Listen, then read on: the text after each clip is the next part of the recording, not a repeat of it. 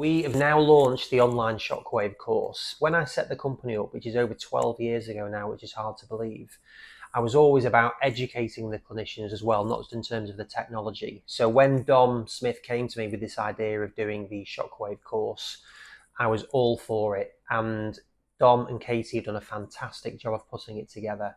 It's really impressive, really comprehensive. It is technology agnostic, so whatever system you're using will be able to help you with this. So it's a brilliant piece of work. The guys have done really well. So check it out and go to the link below and let us know what you think.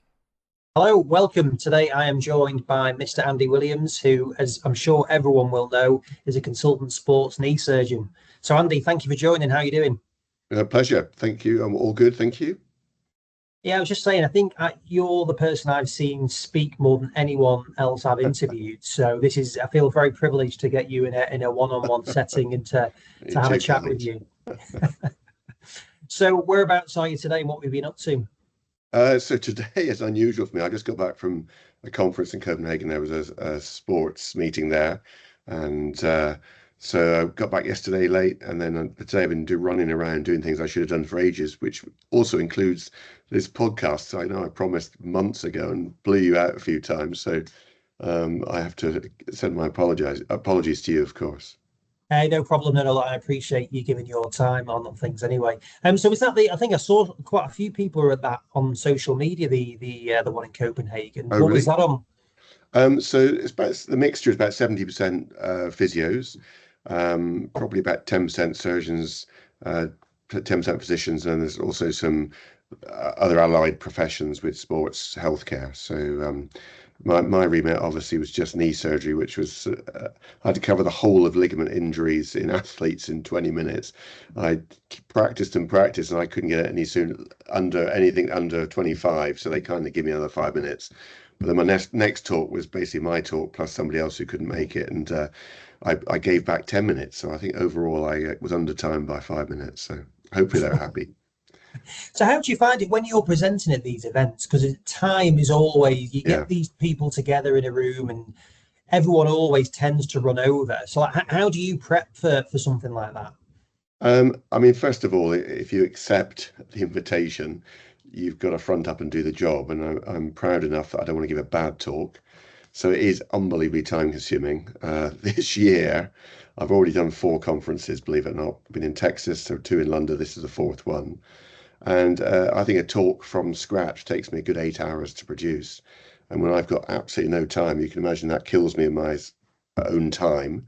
And I have a lot of late nights and early starts to get through them. But it's important to spread the word. It's a great tool for me to spread what we've learned with our research, both at Imperial College on anatomy and biomechanics, but also clinical outcomes. And one of the amazing things about dealing with athletes is we have this incredible bunch of people who are very easy to follow up. Joe Public, the best follow-up studies are about 70% follow-up rates, which is disappointing. Whereas with my guys, it's close to 100%, which is amazing for big things like ACL graft re-rupture, return to play rates, times, levels, and longevity.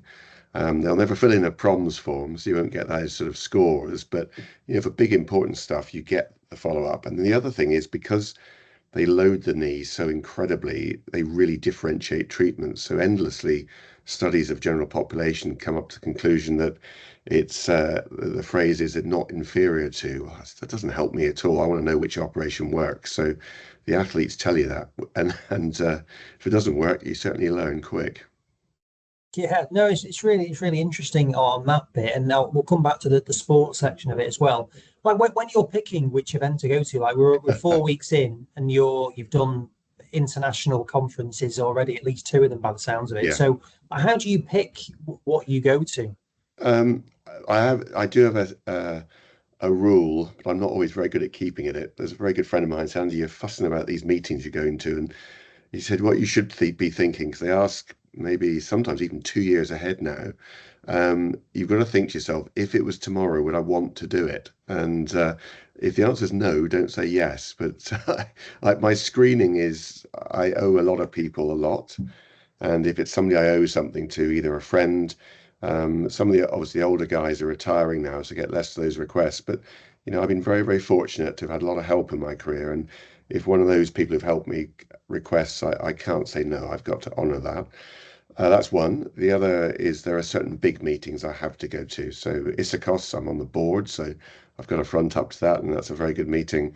ESCA, the big European one, ACL Study Group, I'm due to be president in a few years, and I go to that one because I get educated, and the same goes for the Australian Knee Society. So most years I go to Australia to present, but not as an invited guest, but as a member, and I'm doing that to be educated. And then I guess one of the unbelievable things about my life is that I've been able to travel the world because of invitations. And now that the children are grown up, my lovely wife can come with me, and we can explore a little bit. So I recently went to Peru, which is amazing, and went to Machu Picchu for a couple of days. Then went up to Lima, gave my talks, and then flew home. So it's an opportunity, and that those things are also always pleasantly surprising, actually. The enthusiasm of the locals for the talk and the education is very, very heartwarming.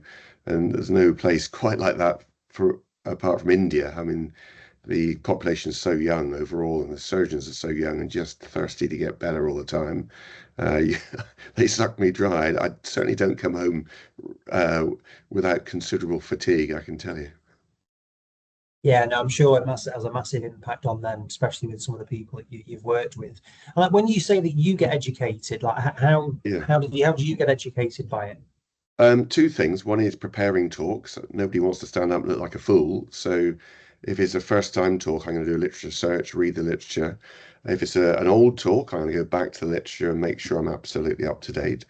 Also, often I'm on a panel with other people who I think are experts, and we're knocking sparks off each other the whole time. And yet I'm getting into their brains before it gets published. And so it really keeps me up to date. So that's fantastic. Yeah. Yeah, no, it's really interesting, isn't it? Like when you do teach something or you learn something, that drills it into your head a lot more Yeah, than I mean, watching a seminar. one of the things is, I get asked to talk about something and I sort of know how to do it, but it's very uncommon that I sit down and think, well, why do I do that?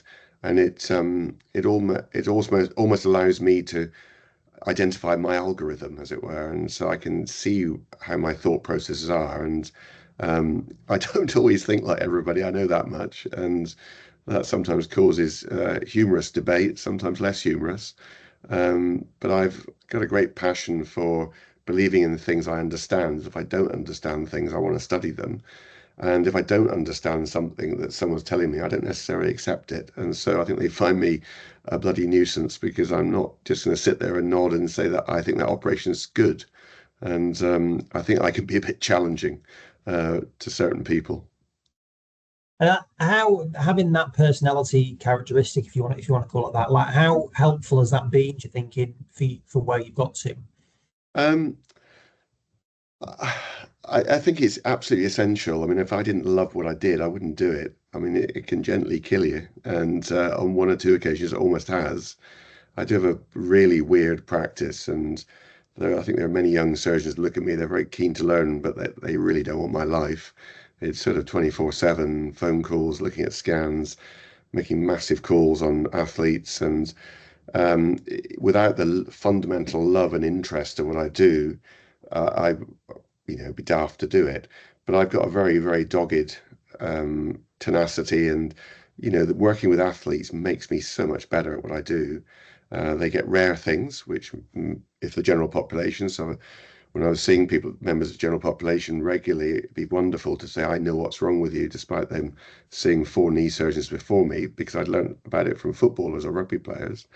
But athletes also get common problems that are horribly exaggerated because of the extra load that they have. So most human beings have about 1 million cycles of lower limb joint motion a year, and these guys, it's multiples of that. So even a minor thing is exaggerated. So I've learned that, for example, partial lateral meniscectomy is the beginning of the end of the knee, whereas medial meniscectomy is pretty well tolerated. So, and I can do things with my general population patients greatly to their benefit. And sometimes medics can be critical of my practice and feel that I'm not really serving the population. But I would argue strongly with that. If it wasn't for the sports clubs asking the questions and us having to come up with the answers, we wouldn't be treating the general population as well as we are now. So actually, on the contrary, I think it's a good thing and to be encouraged. And, the research we're churning out, and we really have had a rich vein over the last 5 years of clinical work, it will improve outcomes for the standard patient and actually quite possibly reduce the cost of healthcare for some of the stuff we've been doing. So, I come out fighting if people accuse me of having jacked in my responsibility to common man, as it were. Yeah. Yeah, no, I can understand that. And in terms of like the elite athlete now, that there's from 20 years ago, from 10 years ago, the physiques are just dramatically changed. Like, what are the impacts of that, both good and bad? Well, the humorous answer is we have to have a bigger operating table for rugby players. My poor anaesthetist, Mark Kenny, is brilliant. Just got to point, Andy, it's not safe. One of these guys is going to fall off. And, most rugby players now are well over 100 kilos, and the big ones are 135 probably. And they flow over the edge of the operating tables, and they're big, So we actually have an extra large operating table. So that's the humorous answer. But I think physique-wise, football has been a slow change from the 70s. I remember watching short, stocky guys who sprinted around every now and again to guys who just keep running. And so they're leaner and often a bit taller. The rugby guys, it's very interesting how the size and shape keeps changing according to the rules and style of play. And I mean, some of the players are actually fat. And if you look at American football, I mean, a lot of their players, you can see the belly on them. And it's because they want weight so that when they hit their MV, the mass, when they go in for momentum is bigger. And, there's lots of morals about that. And, there are certain rugby players who basically only come on for 20 minutes at the end of a game. And I do, rule change in rugby is important to try and make it safer. And one option is to make more of the players play a full game, because at the moment they change half a team. And so you do have these impact players who come on for the last 20, and they are heavy, and I'm not sure how fit they are. So the only thing I can think of is maybe force the players to play a full match. They'll have to be leaner and fitter to be able to cope with that. From the surgical point of view, it doesn't change too much, but I remember learning a big lesson with an England back row player who was 135 kgs when he was 17. And I know that because my poor little son, who was fly half at the time, had 5 one-on-ones with this bloke, and he managed to get him down 3 times. But trying to wrestle that guy's knee when I was operating, and I should have brought an assistant in, but I thought I could manage. I mean, I did manage. I was fine, but it did teach me a lesson. I should get my fellows in on Saturdays and Sundays to help me. But I don't think it's changed things that much, really. Okay, yeah. No, it's interesting to see it. Matt, you talk about your love for this industry. So where has that come from? Like when you grew up, how have you come to where you are now? So I mean, I've always loved sport and I love playing it. I was a decent athlete, but not a great one. And so I've got a fascination with the subject. The knee is a beautiful thing. It's effectively 4 joints. You've got the patellofemoral, you've got medial lateral compartments and the tib-fib joint. And there's such a breadth of work from congenital problems right through to revision knee replacement. So it's got many facets to it. And by chance, I think we have been scratching around the surface of knowledge for a long time, and it's been such a privilege to get stuck into the research. In the late 90s, I was invited to do some research in a scanner at St Mary's Hospital where we could stand up, and it was the first time we could image the living knee in 3 dimensions. And it turned out that what we thought happened in terms of motion of the femur on the tibia was incorrect. And it was really groundbreaking stuff. It was lovely to be part of something that was so exciting for a period. And so it's gone on from there, really. And the knee joint has seen so many advances in terms of keyhole surgery. There are things we do today we dreamt of doing 20, 25 years ago, and it keeps seeming to go on. And then one day we'll harness cell biology and tissue engineering properly, and be able to grow our own cartilage and ACLs and menisci, and it's just fantastic. It just never stops. I mean, I think the joint replacement surgeons are not very bright, really, but they talk about metal and plastic the whole time. But I'm being mean, of course, because those operations are transformative to human beings. But there isn't that change that I've seen with the knee joint. It's such a great, with soft tissue surgery and also alignment surgery with osteotomy. It's been just amazing, and it's well worth the effort, I think. Like just for you, just even wanting to get into medicine, like Mm. where that come from? Um, I had a very unusual background, really. My father's a builder, had a small company in Devon. No one in the family had ever been to university, let alone done medicine. And I remember being fascinated when they nicknamed one of the workmen surgeon because he kept cutting himself and was always covered in blood. And I thought that was a fascinating job when I asked my dad what a surgeon was. Um, and then really it was, I assumed, and everyone in the family assumed I'd take on the building company till I was about 15. And then a biology teacher mentioned my parents at a parents' evening that perhaps I'd do medicine. And my parents had a good chat about it and thought it was a good idea. So then on the way down to football on Saturday, Dad pulled into a lay-by. I mean, he was never normally early, but he was that day. And we sat there and he said, "What do you think about it?" And he gave me a fantastic advice. He said, "Look, if you don't fancy it, it's not a problem. If you fancy it, though, you must do it." He said, because one day he said, if you think it's too hard and don't do it, one day you'll be on the site and it's pouring with rain, things aren't going well, clients giving you a hard time, and the men aren't working, and you'll wonder to yourself, what would have happened if I'd done medicine? And he said, you don't want to be 30 with regrets. I mean, I now say 70 because I turned 60 last year. But whenever I've had a decision to make, I've always thought, would I regret not doing it or indeed doing it? And so, very much like the clinic, one of the things that drove me to set up a completely new clinic with my colleague John Lavelle was this absolute certainty that if I retired without having done it, I would be so regretful and it would ruin my retirement. So I just had to do it, unfortunately, for others. But anyway, that's what happened. But that's how it started. And like most things in life, the moment you have a plan, all the decisions become easy, and you have to get your A levels and you have to get into medical school, and so goes on.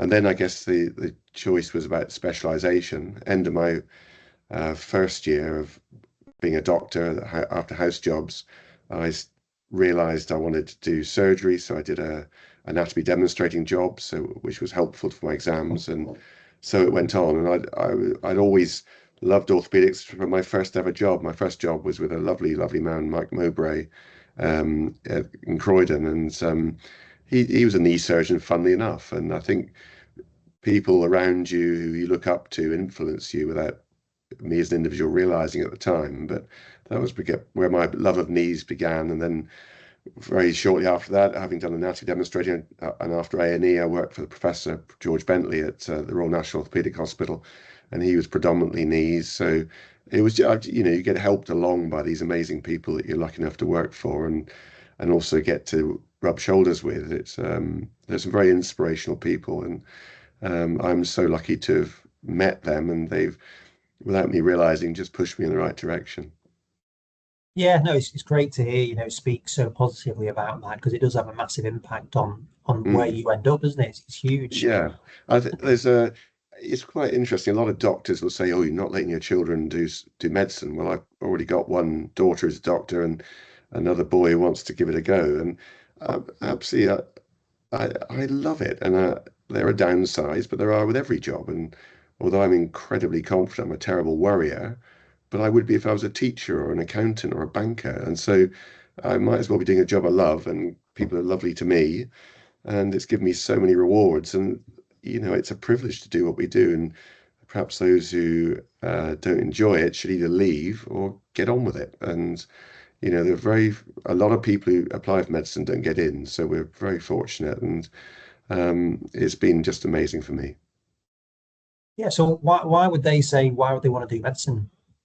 I think there's a perception within the profession that it is all doom and gloom, and I know that the NHS has been really tough, and even in my 18 years as a consultant, the job got tougher and was harder, and it was just so difficult to perform and deliver the practice I wanted to do. And that's one of the reasons I ultimately left 10 years ago.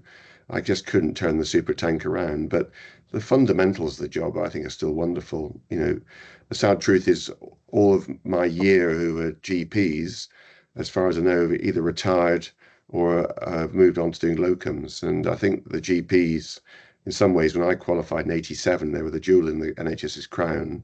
They delivered very high quality work, but their work conditions were reasonable, whereas that's got tougher and tougher for them. And very few have stuck it. And I don't blame them because it's just, it can be tough.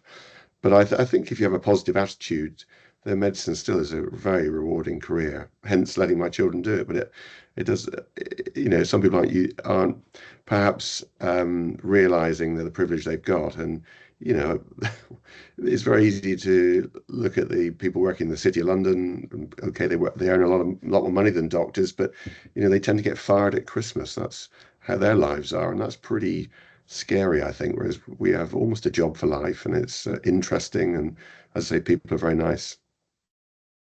And yeah, you mentioned about worrying. What do you worry about? Oh, everything. No, I'm worried sick most of the time. And when you're young, you worry about the wrong things because you're too ignorant. But as you get older, you worry about the right things. And the terrible thing is, that shit happens in our business. Um, Surgery is a very risky business. You can mitigate that by worrying, because the worry keeps you on form all the time. You don't cut corners. It keeps you doing the right thing. You also learn rituals. So the evening before any operating list, I go through the patient's notes, their scans, and I think about the surgery, even the simple stuff. And it's the visualization of surgery is a bit like some of the sportsmen visualize stuff. The kickers in rugby, for example, are visualizing the ball going over. They'll imagine the game before it starts. And you walk into theatre, you're fired up and you're ready to go, and you tend to deliver. And there's no excuse for just turning up in our business. So that element of worry, I think, is not a bad thing.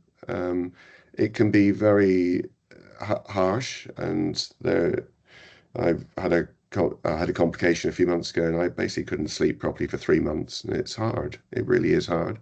I take an acid tablet every day, and have done for 30, or not 30, yeah, actually more than 30 years, probably 33 years, just thinking about it. But it's a very stressful business. It doesn't say I'm lacking in confidence. I've learned confidence really since my fellowship in Australia onwards. I've had this incredible feeling of uh, being self-assured, but also backing myself with difficult stuff.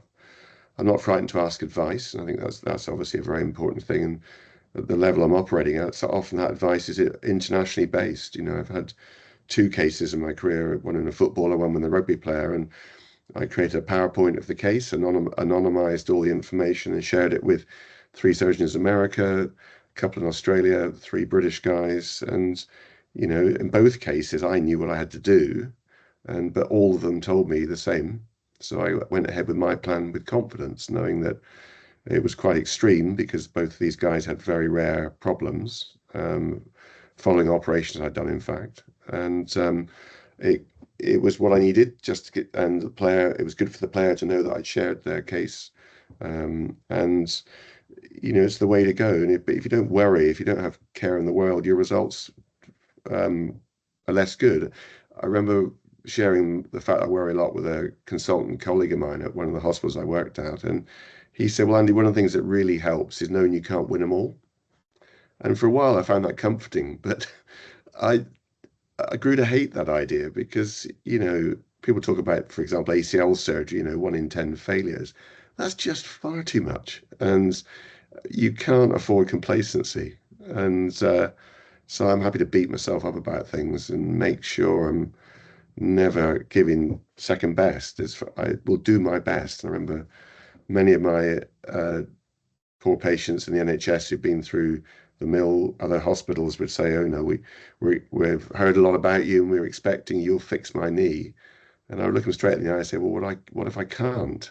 Because I did feel the pressure a bit. But then I would say, "Well, one thing I can promise you, I'll do my best." That's the truth. That's all you can promise, but you've got to try hard. You mustn't accept mediocrity or being average. Absolutely, it's absolutely ingrained in my personality. Makes me a absolute pain in the ass. I mean, ask my wife. If I walk into a restaurant and the knives and forks aren't lined up nicely and they haven't got a nice, clean, uh, ironed tablecloth, I'm walking out of that place. Yeah, it's fascinating to hear that, because it's like people talk a lot about imposter syndrome and various things. It doesn't sound like that's for you. It's like your conscientiousness to Uh, the extreme. yeah, I used to have imposter syndrome massively, which was probably useful because it forced me to work harder than anybody around me as a trainee. But the year in Australia absolutely changed my life. I realized they thought I was all right. I wouldn't say any more than that. But from an Aussie, that's quite a compliment, I think, because they were brilliant. I mean, they are so good at surgery, and particularly with the sports stuff, because they play sport to win and always have done. Whereas I think it's taken us a long time to catch up. And as a result, their experience was so much greater then than it was here in terms of ACLs and things. That was in the mid 90s. But to know that they thought I was okay just meant the world to me. And I came home supercharged. But before that, I mean, all sorts of hilarious things. But if I got nervous, particularly in social settings, because of my background, if some posh do, I lost the power of speech. I couldn't speak because I was so nervous in front of certain people. But now it would not be a problem at all. I'm absolutely empowered and very fortunate. Yeah, that's really interesting. Bearing in mind that is a core component of what you do now, is speaking to massive Mm, audiences who are top of their game. mm. So is this a character trait of you? This is just the way you are. You process. Maybe overthinking things all the time. Um, yeah, I promise you I do relax. It's away from work, but and I'm a much more peace than I was up until probably the last 12 months. I've learned a feeling of um, security to a degree, and I don't have the fear in me as much. And I guess that's based on experience, and it's based on experience of happy outcomes in most cases. Um, Plus, you get better and better at what you do, and obviously, an athlete's going to peak when they're, I don't know, before they're 30. Whereas the nice thing about being a surgeon is you can peak very late. My eyes, hands work well. My judgment continues to improve as I learn more. And one of the great things about basic science research is you learn the anatomy. It's like, you wouldn't jump in the back of a black cab if the driver didn't know the knowledge. Well, how could you let someone operate on you if they don't know the knowledge, which is anatomy, biomechanics, etc. And the more I study that, I think the better I get. I believe so. You must never be fully confident of knowing it all, which I don't. But it's certainly when I'm in the operating room with a wound open, I know where the jigsaw should be, and so that's got to be a good thing. So I almost feel as though I'm continuing to improve, but there will be a point when things will turn. I think I would hope judgment doesn't change. But I think simple things like eyes and hands are not going to be as good in a few years. And a lot of us have to get used to that fact. Yeah, you mentioned a few of them here, but like, what are the important things to be a good clinician, or however you want to say it? Like, what are the good non-clinical skills that you do need to have? I think you've got to care, number one. Um, yeah, and unfortunately, I mean, it's medicine is full of a lot of cross-section of people emotionally and so forth. And sometimes some of the more intellectual ones are, on the a bit Aspergery, perhaps. And I think if you deal with certain things, it's hard to be normal. I've always thought about the Wishart case in Bristol, where the surgeon, whenever there's a death of a child, his view was, I just got to do it again and keep going. The trouble was he wasn't capable of self-audit, and in some ways the system had to change, which it has now, thankfully. He was pilloried for his behaviour, but I think people like that, perhaps it's impossible for them to have objectivity, and somehow the system needs to do it for them. So you've got to care about what you do. You've In terms of your practice, you need to be able to assess a patient properly and make a good call. And that depends on clinical knowledge. It also, one of the joys of orthopedics is very physical. The physical examination of a knee involves hands-on, uh, and I like that sort of tactile side to it. And also, not everybody can do it, so it's an art that needs to be learned. And so, good history, good examination, good use of investigation, such as scans and things, to make the right call. Because very little of our stuff's life and death, and so you have to make a big decision about the best way forward. And so that's the next thing. And then the surgery, you have to have this commitment to excellence, and it's all about the small things. That's a phrase I teach the fellows. It's all about the little things. It's the reason that aeroplanes fly out of the skies. It's rarely anything big, it's accumulation of small errors. And so, just I'm on it. And if someone opens the main door into the operating theatre, I get very cross because it wafts air in from the corridor. They need to come in through two doors before they come into mine. And that's one thing, just the preparation of the skin, the way we do that. We always put a plastic drape over. I know a lot of people don't do that, but it's the little things that accumulate to win. And as a sportsman would do, it's the little tactical things that make the difference. And in my business, it's partly getting good outcome, but it's also about avoiding complication. And it's the worst thing is a bad operation or a good operation with a complication. So often those cases are better without surgery. And so if we're going to take on an operation, we've got to do everything we can to prevent a problem, but also to execute. And you learn to get better and better at your surgery, but you should also learn how to reduce complications. And so I guess that also falls into the extended team, like you mentioned your anaesthetist there earlier on. Well, how do you, when you're recruiting, presuming you're involved in that process, what are you looking for from those people? Yeah. No, that's a great question. People often don't ask about the team. I am enabled by an incredible team, but I make no excuse. I'm ruthless. And as Churchill said, I'm easily pleased by the best. What he didn't say is I'm easily annoyed by not the best.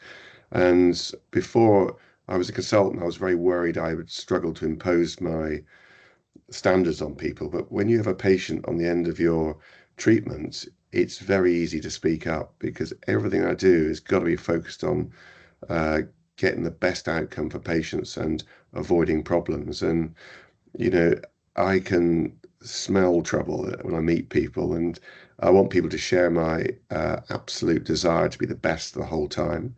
And we have to accept we can't be best all the time, but we have to do our damnness to be so. And also learn from lessons if things aren't quite right. And it's that obsession to detail, commitment to reliability. And, if you lead from the front, you've got to behave by those standards. And I think people around me know that I won't hand out criticism for something I wouldn't do myself. And you've just got to be so full of energy to keep going. Just little things. I won't walk on the ward with theatre kit on. I always change, come back to theatre and change again, change, etc., etc. It's all the little things that you do that make a big difference. I would never come in to work in the morning having not read those notes, as I mentioned, or looked at the scans, even routine cases. ACL, I've done thousands, but I check because it's not the ACL, it's the meniscus or it's the medial ligament. And I need in my head a picture of that knee before I operate. And I think probably the people around me realize that. And over the years, we've shaken down to have some incredibly special and devoted people who really, they have decided they're going to sacrifice, that's the right word, for me. And they're amazing. Weekends, they come in late operating, no one ever fusses, and I really appreciate it. And they could easily do so, but they know that I don't want to be there, of course, but I've got to do the right thing for the patient. And particularly with professional sport, there is, even a day makes a difference. So I think I'm fairly high demand. I hope I would exhaust people if all I was about was demanding of them, but I hope I do reward them one way or another. Just simple, common place decency and being kind to people and thanking them when they've done a good job. I hope I remember to do that enough. And there are other things I tend to do. In the NHS, I used to buy lunch for everybody, and they worked harder for me than anybody else. So, it was a win-win. It cost me 40 quid a week, but it was worth it. We got an extra case every list at the Chelsea Westminster because we never stopped for lunch, but everyone knew the lunch we bought for them. Very nice sandwich shop across the road. think I've been in that one a few times actually. Yeah, no, it's really it's interesting to hear that as well. And I think people they thrive around when they've got someone or something that is really clearly so driven and aspiring for excellence. It's quite magnetic, isn't it? It attracts like-minded people. I think so. And obviously, I've been involved in setting up and running a successful business, and you can't do it on your own. And so there are certain things you notice. And if ever you get somebody you know is trouble or is not up to standard, you start to get into a worrying position. Maybe you have to sack them, which is not easy. But in my experience, 100% of those people walk. And I think it's because they realize they haven't got what it takes to keep up the standard. They usually say, oh, there's something wrong with our clinic and it's not good enough for them. But and it's the same old story. But they all walk. And I don't think we've ever had to get rid of anybody. They've all left because they just know that they don't fit in. And there's some people who try hard and just quite aren't up to it. I think they learn. But I've become very fortunate with people around me. But as I mentioned, I'm not frightened to say I'm ruthless about it. It's all about the patient, and I'm not going to tolerate second best. I'll give people a second chance, of course I would, and you can usually see they've got potential. But if they got no potential and they're not performing, then that's a problem for me, and we cannot tolerate that. Mm, It's yeah. all about the patient. Yeah, no, and I mean, I guess this is how you've become one of the foremost knee surgeon, certainly in the country. So, like, where has that come from? Like, how did you start getting involved more with that high-profile athletes? Well, I think the drive probably comes from my old man, that he worked harder than anybody I ever met for very little pay and for almost zero respect, I think. So the work ethic was massive at home.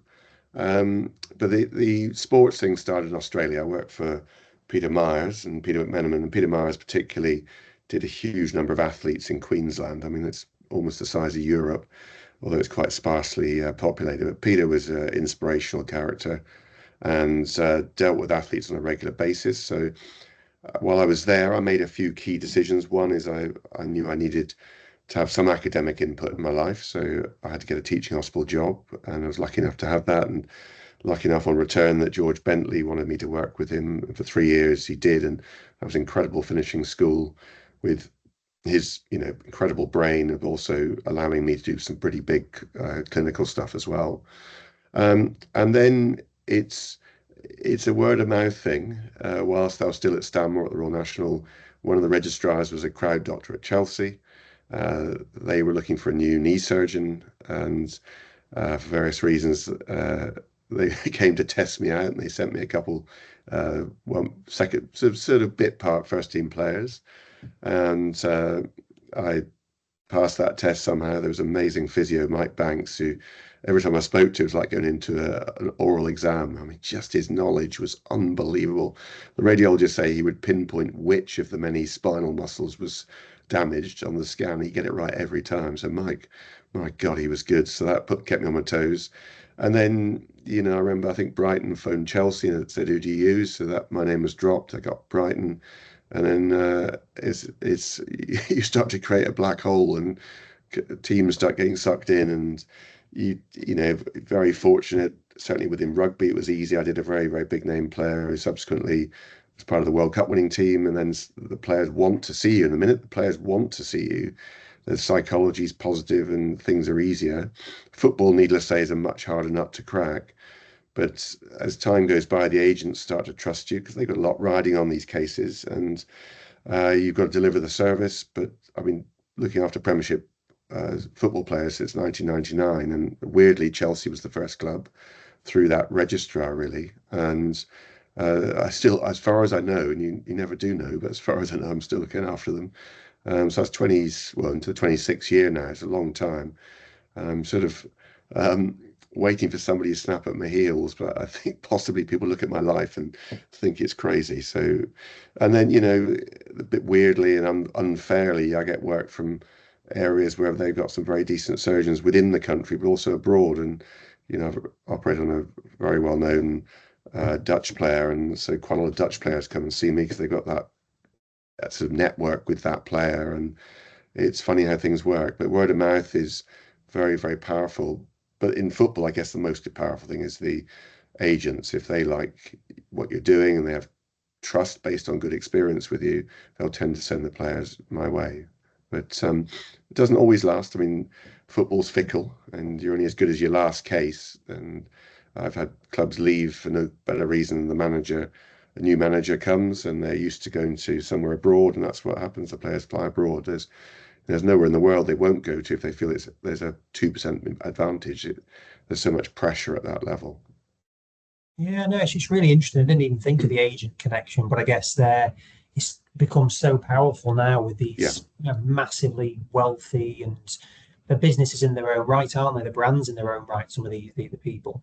absolutely. And agents get a very bad time in the press. And I now know a lot of them, and the vast majority are very intelligent, motivated people who, that okay, they've got a vested interest, but they only want the best thing for their player. And I'm at that tipping point where I've had a few years where I, I'm not worried that the player would rather be somewhere else, and because that's not a good feeling. As a surgeon, you want the player to want to be with you, and certainly my life is getting a bit. I can see the faith in their eyes. So, and that's through the confidence the agents have in me now, which has really helped. And it's a tough business, and you watch the managers get sacked, and the medical teams get sacked, and so every now and again I get sacked, but often they change medical teams, I'm back in again.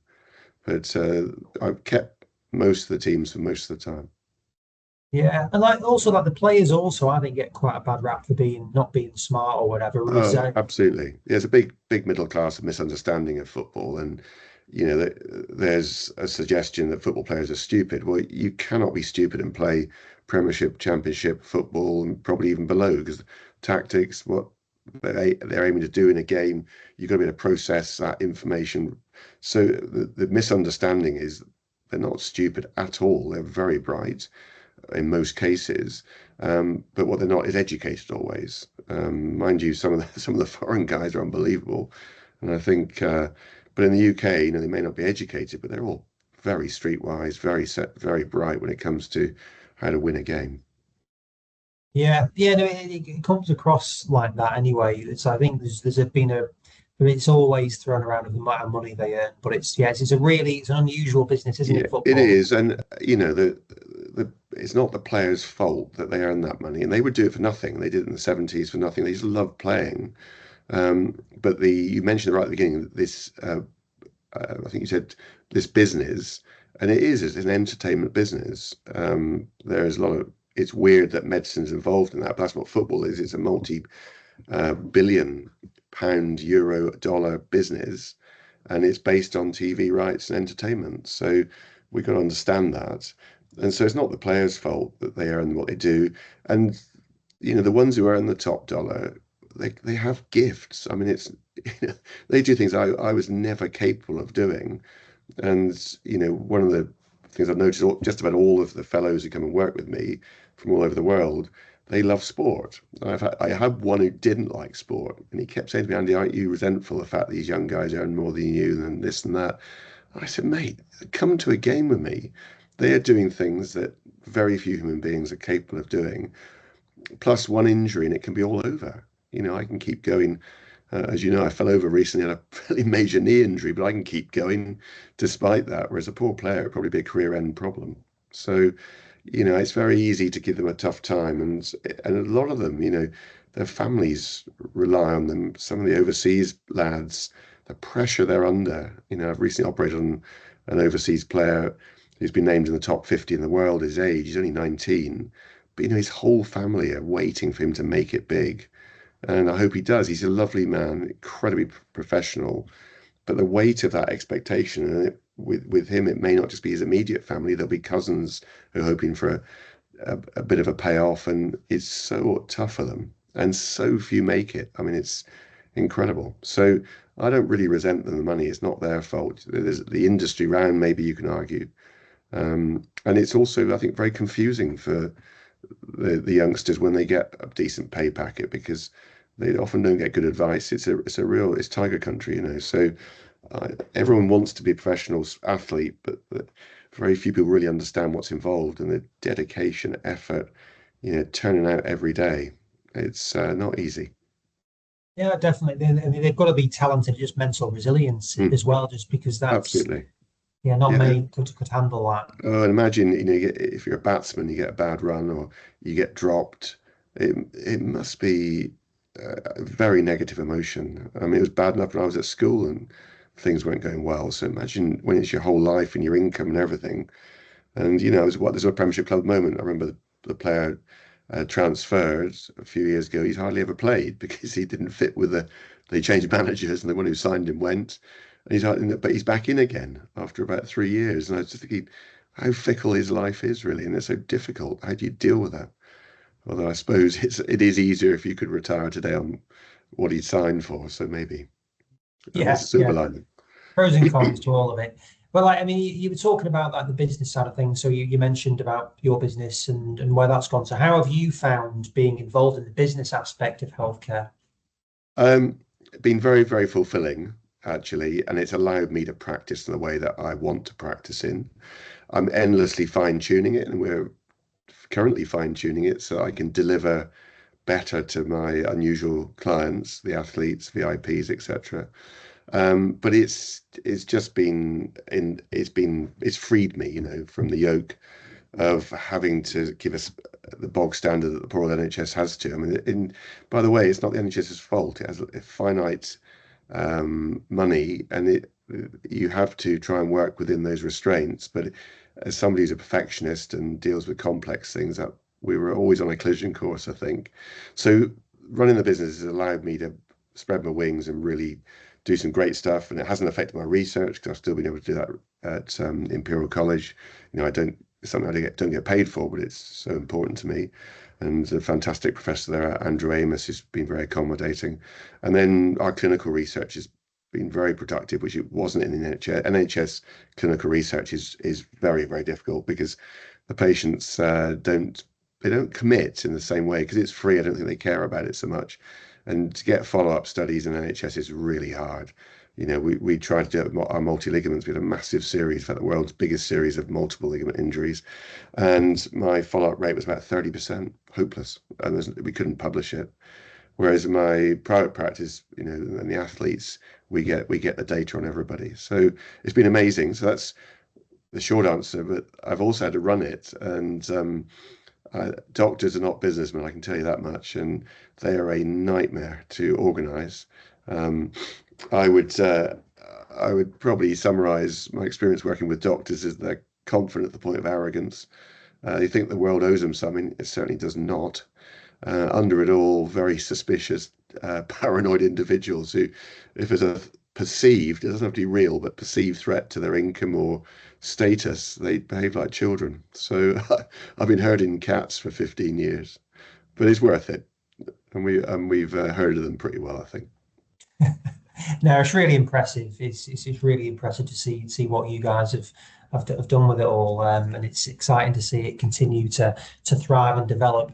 Well, like for you then, so how do you switch off? We touched on it earlier on, but like you said, you're quite good when you're not working. How do you do it, and what Yeah. do you do? I mean, I'm quite good at it, but it doesn't happen too often. I've, I mean, one of the greatest gifts in life is meeting the right person to spend the rest of your life with. And, I met my wife when I was 18, which is incredible, and she's just brilliant. So I actually enjoy time with her. And I know not everybody can say that, so I'm very, very fortunate. She's an intellectual giant. She's into art as well as she's a radiologist, but spends her time looking at art and history and things. So I'm hoping when I retire, she'll allow me to tag along and I can get more knowledgeable about art and things. I love looking at paintings, so we often go to galleries together. I do enjoy exercise. At the moment, it's tough with this knee injury, and it's really made me realize how precious your fitness is. So that'll happen. I got to be patient. I'm 4 months in now, but it's a sort of 2 year injury. I won't be back to my best for that time. So I've really bit frustrated. And then I just love people, and I wouldn't say I've got a massive friendship group. Most people I enjoy being with it. I like human beings, but I love, one of the great things about London is the opportunity to go out and use the restaurants that are available. It's not been harmed by the fact my eldest boy, despite his very expensive education, has jacked his advertising job and become a chef a few years ago. So I've got a vested interest in good quality food, and so going out with friends, having dinner in a restaurant, I'm at peace, probably more than anything else.